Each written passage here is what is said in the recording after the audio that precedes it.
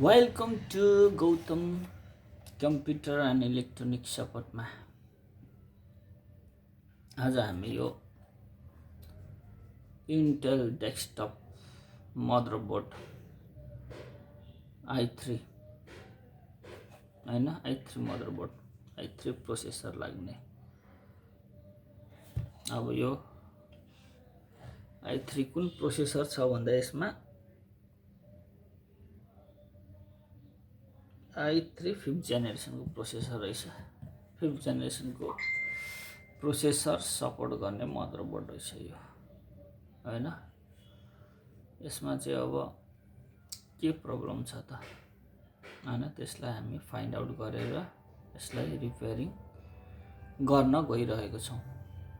यसको रिपेयरिङ अब कताबाट गर्ने, कसरी गर्ने, यो भनेको PCH मदरबोर्ड हो हैन। G41 सम्म भनेको कुन मदरबोर्ड हुन्छ त भन्दाखेरि ICH मदरबोर्डहरु हुन्छ हैन।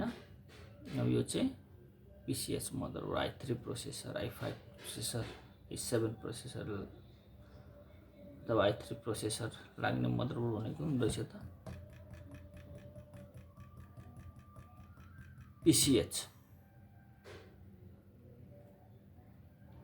प्लेटफर्म कन्ट्रोलर हब एउटा मात्रै छ यसमा।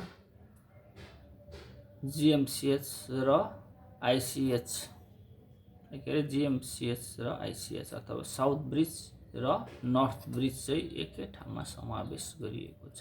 यही चिप्समा, यसैमा ABJ चिप्समा समावेश गरिएको छ। र प्रोसेसर पनि कुन छ त i3 5th जेनेरेसन को प्रोसेसर छ हैन। त्यसैले यो चाहिँ कुन बोर्ड भयो त भन्दाखेरि PCH मदरबोर्ड हैन। अब यसको लागि चाहिँ हामी यसको चाहिँ फल्ट के छ त पहिला पत्ता लगाउँछौं। आज यसलाई रिपेयरिङ गरेर हेर्छौं है। अब हामी अगाडि बढौं। यसको पेसिङ केस जोड्ने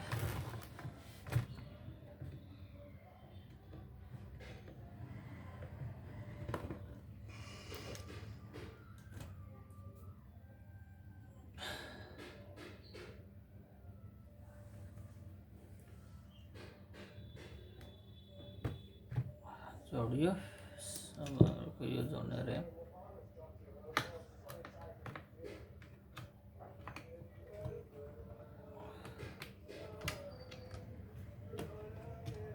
रैम जोडे।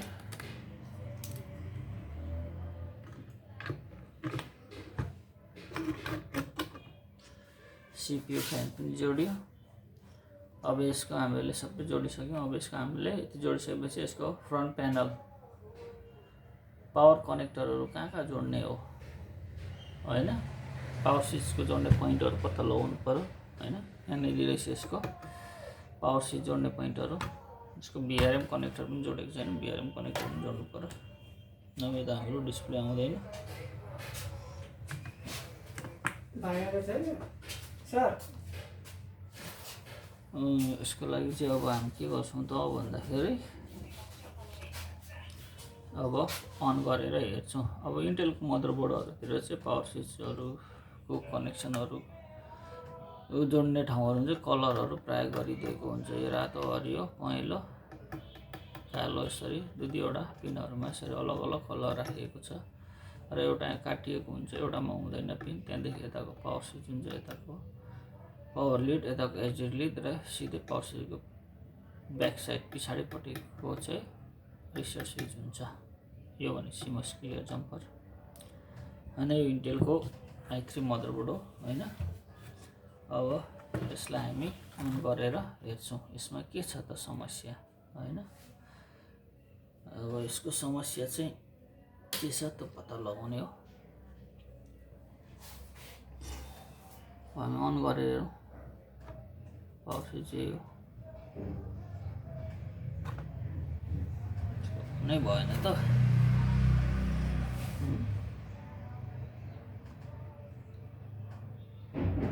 खोइ त अनै भएन। फ्यान पनि जोडेको छ,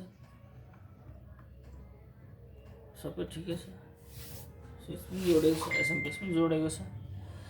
अब पावर स्विचमा थिचमा प्रेस गरेँ, खोइ त है अन त भयो त, खोइ अन भयो तर अन हुँदै रोकिँदैछ, अन हुँदै रोकिँदैछ, अन हुँदै रोकिँदैछ। अब यस्तो प्रब्लम, अन हुँदै रोकिँदै गरेको प्रब्लम छ भने चाहिँ अब हामीले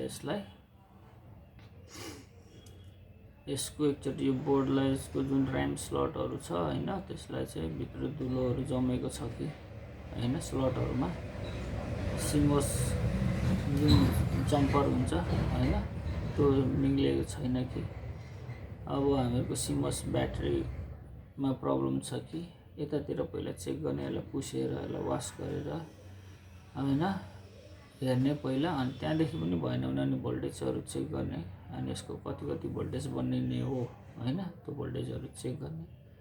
अनि त्यति गर्दा पनि भएन भने चाहिँ हामीले स्कीमेटिक डायग्राम हेरेर चाहिँ यसको सर्किट ट्रेस आउट गरेर चाहिँ अनि के गर्ने त भन्दाखेरि यसलाई रिपेयरिङ गर्ने होइन। अब चाहिँ हामी के गर्छौँ त भन्दाखेरि यसले एकचोटि हामी ऱ्यामहरू पनि चेन्ज गरेर हेर्छौँ। यसलाई ऱ्यामको प्रब्लम पनि त्यस्तो हुन्छ, बफरिङ हुन नपाउने पनि हुन्छ। अब यो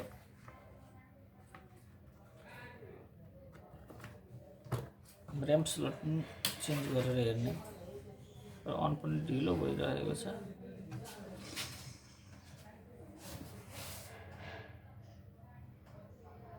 अन पनि ढिलो भइरहेको छ, खै त यसको ब्याट्री पनि प्रब्लम छ कि, यसको भोल्टेज चेक गरेर हेर्छौँ हामी ब्याट्रीमा सही छ कि छैन। अर्को ब्याट्री पनि लगाएर हेर्ने, ढिलो अन हुन्छ यो होइन, अहिले पनि बल्ल अन भएको थियो, छैन, अनै भएको छैन, बल्ल अन भयो, अन हुँदै अफ हुँदै अन हुँदै अफ हुँदै गर्दैछ। ऱ्याम स्लटमा पनि लगाएर हेरौँ एकचोटि अर्को।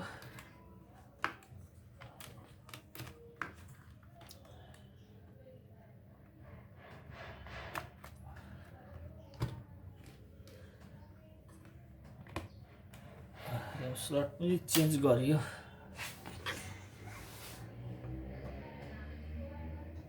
ढिलो अन हुँदैछ, भित्र कहीँ भएको छैन होइन।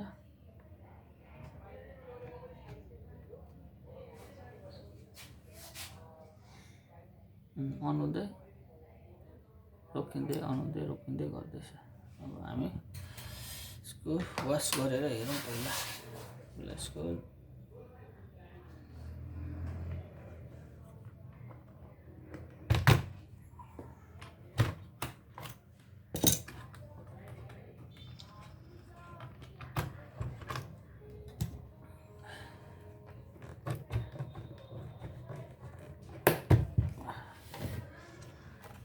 धुलोहरू छ के छ होइन, यसलाई सबै पुसपास गर्ने पहिला ठुलो ब्रसले, धुलो छ।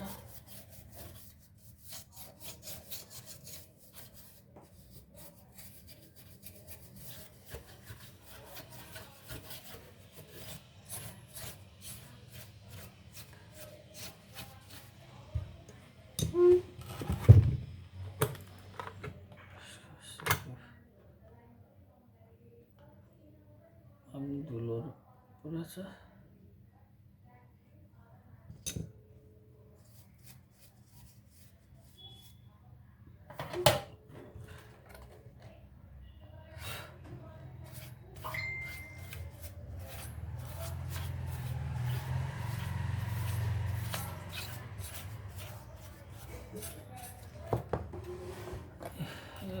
यसको त CPU पिनहरू नै पो बङ्गाएको रहेछ त, CPU पिनहरू बङ्गाएको रहेछ यहाँनिर,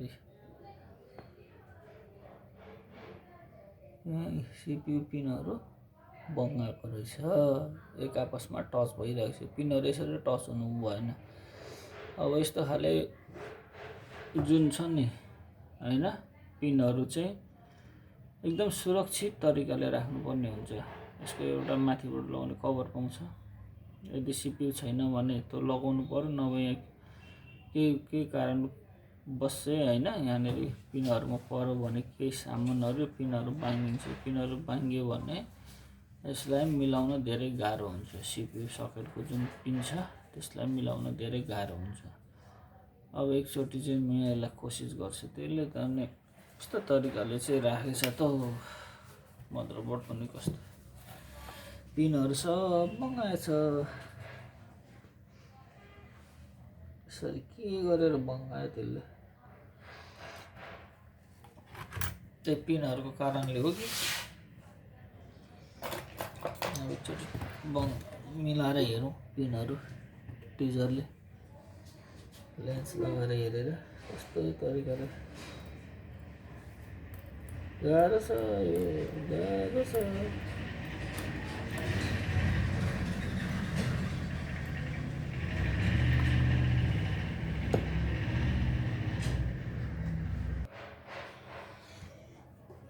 पिनहरू पनि यति धेरै बङ्गाएको छ। यो बनिने कन्डिसन चाहिँ धेरै गाह्रो छ। यस्तै पिन सिपियुको जुन LGA जुन सकेटहरू हुन्छ नि, लाइन ग्रिड एरी सकेटहरूमा चाहिँ यस्तो पिनहरू चाहिँ सकेटको बाङ्ग्यो भने चाहिँ धेरै गाह्रो हुन्छ त्यही पोजिसनमा राख्न चाहिँ हामीहरूलाई। यसो कोसिस गर्ने हो, भयो हुन्छ, भयो के भन्नु, कस्तो तरिकाले चाहिँ बङ्गाल्यो।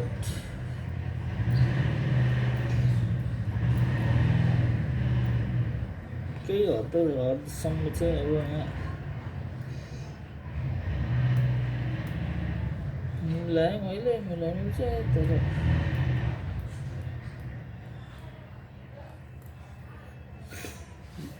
कम्पनीको जस्तो त कहाँ सकिन्छ त बनाउन हातले।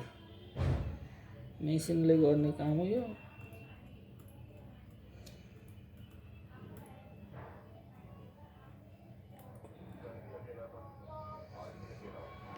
त बनाएछ त यो सकेट बिग्रियो भने त अब कामै दिँदैन।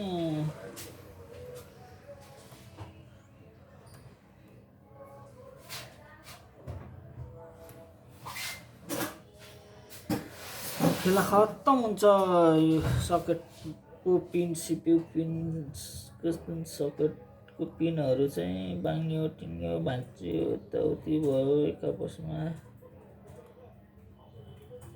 के फल्ट सोचेको थिएँ, के फल्ट पो रहेछ यसमा त, दिमाग खराब हुनु। यस्तो छ भनेर त मैले सोचेको पनि थिएन।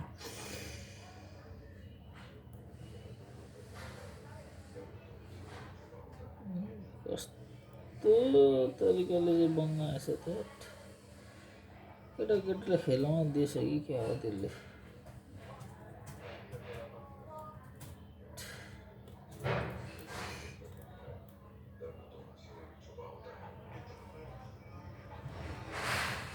खोइ त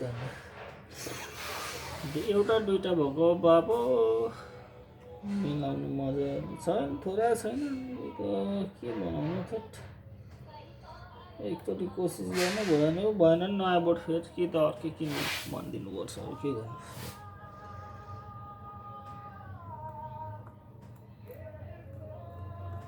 सामान त सुरक्षित राख्नुपर्छ नि त। यो सिपियु चाहिँ त्यसले किन झिकिनु?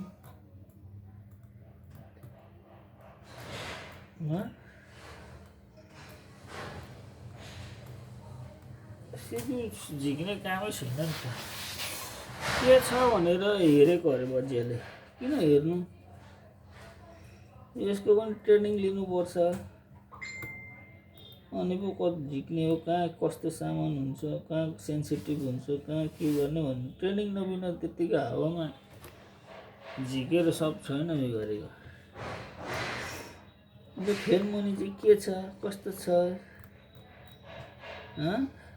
बा सुनै पो राखेको छ कि क्या हो भनेर हेरेको होला नि त त्यसले। अब त्यसलाई नै थाहा हुन्छ नि। अब तेरो बोर्ड बनिँदैन, बोर्ड किन्नुपर्छ भन्दा 6-7 हजार यो के अरे लाग्छ। मदरबोर्डको भनौँ भने तर्सिन्छ अब एकचोटि त्यो। त्यसलाई किन चाहिँ यति साह्रो चाहिँ गर्नु पर्यो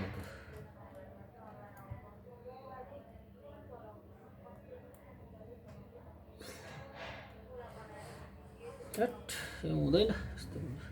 एउटा दुइटा भएको मरेर बनाउनु। यता बना उताको यो छ 20-25वटा पिनहरू बाँगेको छ नि। यो हुँदैन। अब एकचोटि सिपियु लगाएर जोड्ने, त्यसलाई बोर्डै फेर भनिदिनुपर्छ। अब यो सम्भव सकेट गयो, खेला खत्तम, बुझ्यो नि। यसरी सिपियु जुन सकेटको जुन यो पिनहरू छ नि, यो पिनहरूमा चाहिँ यहाँ देखिरहेको होला होइन, बाङ्गिरहेको देखिएको छ नि। कतिपय त मैले मिलाउने कोसिस गरेँ होइन, मिलाउने कोसिस गरेँ नि त। अब i3 को बोर्ड हो। अब i3 जेनेरेसनको बोर्ड रहेछ। यो बन्यो भने त राम्रो हो नि त, राम्रै तरिकाले कामहरू गर्न सकिन्छ होइन। त पनि इन्टेलको बोर्ड रहेछ भनेर म कोसिस गरेँ, तर त्यसले आफै झिकेछ। सिपियु चाहिँ झिकेर के छ भनेर हेरेको अरे उसले। अनि त्यसो हुँदा त अनि कहाँ यो अनि यस्तो सबै पिनहरू बङ्गाएको छ। यहाँ छ, यहाँ बङ्गिरहेको छ। कतिपय त मैले मिलाएँ होइन। अब यति मिलेकोले मात्रै चाहिँ यो चल्दैन नि त। यो मिलाउनु त धेरै गाह्रो पर्छ। अब एकचोटि प्रोसेसर लगाएर यसलाई अन गर्ने, अन गर्दा भयो भने भएन नि, डल्लै बोर्डै फेर भन्नुपर्ने हुन्छ। यो सिपियु सकेट फेर्ने मेसिनहरू छैन नि त होइन। त्यो त यहाँ हाम्रो अडगनहरूले चाहिँ बिजे मेसिनहरूले चाहिँ यो फेर्ने कुरा हुँदैन। यसको लागि त विशेष मेसिन चाहिन्छ होइन। त्यही भएर चाहिँ अब यस्तो भइसकेपछि चाहिँ अब हामीहरूको रिपेयरिङ गर्ने भने चाहिँ मस्पेटहरू, आइसीहरू होइन, बायोसमा प्रोग्रामिङ गरेर होइन, चिप्सहरू चेन्ज गरेर रिपेयरिङ गर्ने हो नि त होइन। त्योभन्दा अगाडि यस्तो स्लट बिग्यो भने, यो ऱ्याम स्लट भयो, एजिपी स्लटहरू, पिसिआई स्लटहरूमा प्रब्लम आयो भने त यसको लागि त मेसिन छैन। अब यो त हाम्रो अडगनले त तातेर पग्लिन्छ यस्तोहरू त होइन। चेन्ज सकेटहरूसम्म प्रब्लम आयो भने चाहिँ खेला खत्तम, अर्कै बोर्ड चेन्ज गर्नुपर्ने हुन्छ। केही अझसम्म चाहिँ मैले मिलाएँ। अब यसलाई एकचोटि प्रोसेसर लगाएर अन गरेर हेर्छु, भयो हुन्छ, भएन भने अब अर्को i3 बोर्ड होइन। के गर्ने त भन्दाखेरि त्यसलाई किनाउने अनि सेट गरिदिने। मान्यो भने मानेन भने मानेन। किन म त अचम्म लागेर आउँछ, अचम्म लागेर आउँछ। के गरेको त्यसले।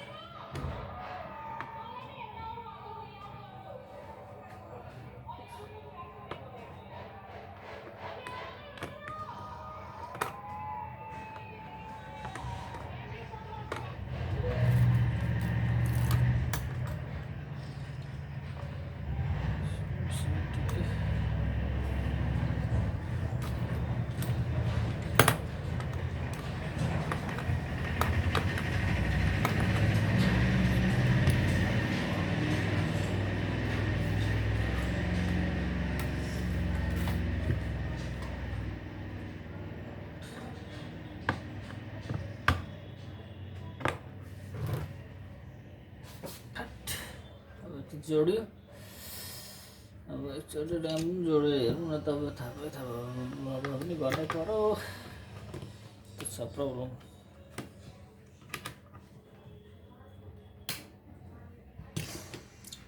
अन गरेर हेरौँ सिपियु फ्यान साइडमा राखौँ त।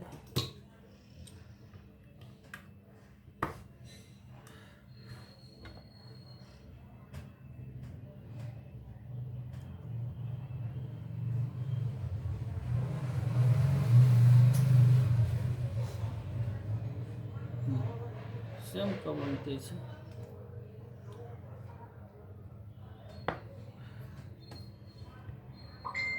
CPU को कोर भोल्टेज बन्नेको छैन, CPU हिट छैन, फ्यान घुम्छ, के हुन्छ त अफ भइहाल्छ, घुम्छ अफ भइहाल्छ। पिन बाँगेको छ नि त, पिनहरूले गर्दाखेरि कनेक्सन चाहिँ सही भएन, एक आपसमा टच भएको छ। कति 20-25वटा दुई 3वटा भएको भए त केही हदसम्म मिलाउन सकिन्थ्यो। अब 20-25वटा मिलाउनु त धेरै गाह्रो हुन्छ। जे छ त्यही प्रब्लम छ। यसको एकचोटि प्रोसेसर झिकेर अन गरेर हेरौँ न त, फ्यान कति घुम्छ घुम्दैन।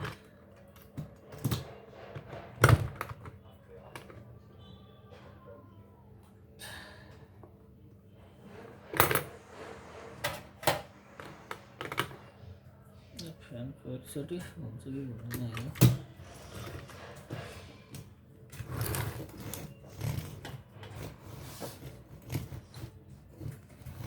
फ्यान घुम्छ घुम्दैन हेरौँ अन गरेर।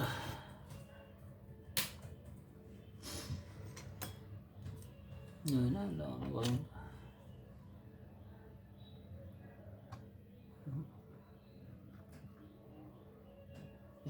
सेम त्यस्तै मन भयो अफ भयो, घुमो बन्द भयो, घुमो बन्द भयो।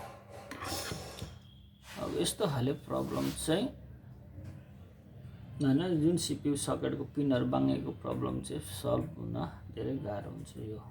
अब यसको लागि चाहिँ हामीले 1-2वटा पिनहरू चाहिँ त्यस्तो भएको अब केही हदसम्म बनाउन सकिन्थ्यो, तर 20-25वटालाई चाहिँ मिलाउन धेरै गाह्रो हुन्छ। अब यस्तो कन्डिसन छ भने चाहिँ अब हामीले मदरबोर्डै चेन्ज गर्नु पर्यो, बुझ्यो नि। मदरबोर्डै के गर्नुपर्छ त चेन्ज गर्नु पर्यो।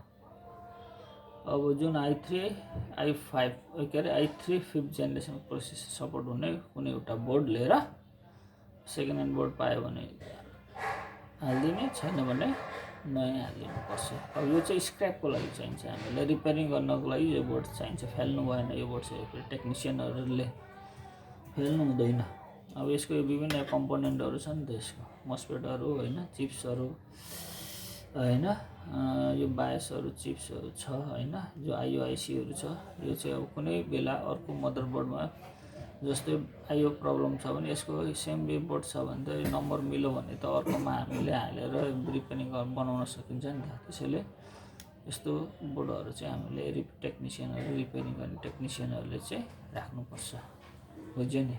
बोर्ड त चेन्ज गरिन्छ, यो बोर्ड यही हुन्छ, राम्रो सुरक्षित राख्ने होइन। सुरक्षित राखेपछि अर्को समयमा यस्तै अरू पार्ट्सहरू बिग्रेको, जस्तै मस्फेटहरू बिग्रेको आयो भने, बायस बिग्रेको आयो भने, आइओ बिग्रेको आयो भने हामीले थपक्क यही झिकेर त्यसमा लगाएर त्यसलाई रिपेयरिङ गर्न सकिन्छ है, बुझ्यो नि साथी हो। अब यसको लागि चाहिँ हामी अर्को बोर्ड चेन्ज गर्छौँ है।